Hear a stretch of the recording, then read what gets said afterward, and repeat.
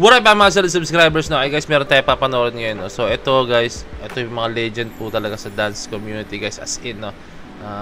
Boss Kennedy Cortez and syempre Sir Jansen, no? Panoorin na to, no? Para meron silang ano ba to? Judge yata sila to sa competition na to, no?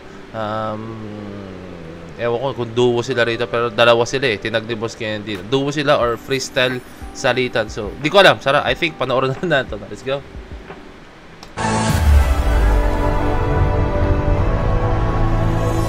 Hey, good to see these two dance again. Yee. Oh, that juice has worked wonders, man. Ready? Yeah. 1, 2, 3. Hey. Woo! Ah. Nice. Eee. Ah. Look at that miming. Grabe yung miming, oh. Eee. Ay!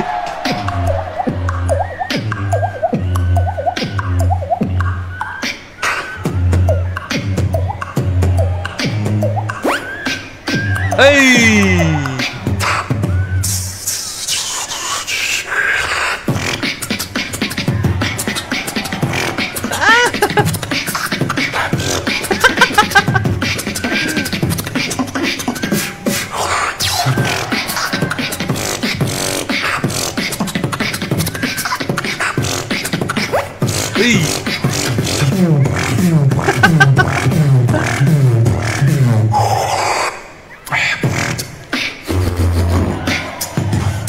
Freestyle.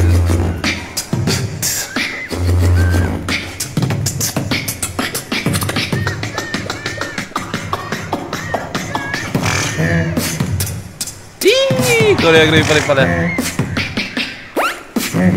Ooh! Nice! Ah! Anong musicality yan?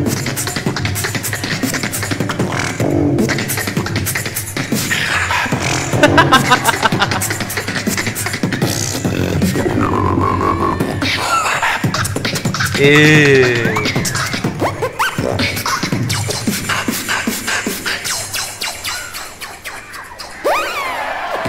Damn, solid, no? For me, no, sila talaga, ang solid nila pag sila yung nag-perform as a duo, no? Don't get me wrong, solid sila ni Sir Andre, solid sila. Iba lang kasi talaga yung nahahatid na sa stage talaga ni Jansen, no? Yung humor niya talaga, andun eh, stage presence, andun na rin eh. At the same time, yung movement, since correct me if I'm wrong, mas matagal nakasama ni Boss Kennedy si Jansen, kaya mas kabisado ni Jansen yung galaw ni Kennedy, no? Kaya talagang yung chemistry ng dalawa, magtinginan lang sila, yung walang awkwardness, as in ano talaga, pwede nga sila lumaban sa mga pocket division, I think, no? Mga pocket division sa mga competition, no? Kaya naman nila. I think kaya nila.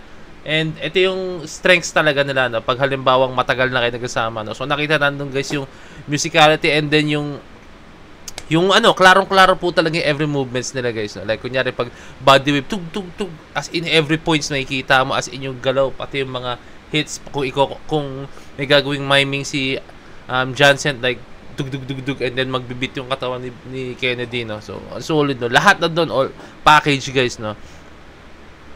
I think pag talagang pinagpursigihan pa nila na sumali sa isang competition na duo, no? I think kayang-kaya nila guys, as in, no? For me, kayang-kaya nila, no? From the looks of it,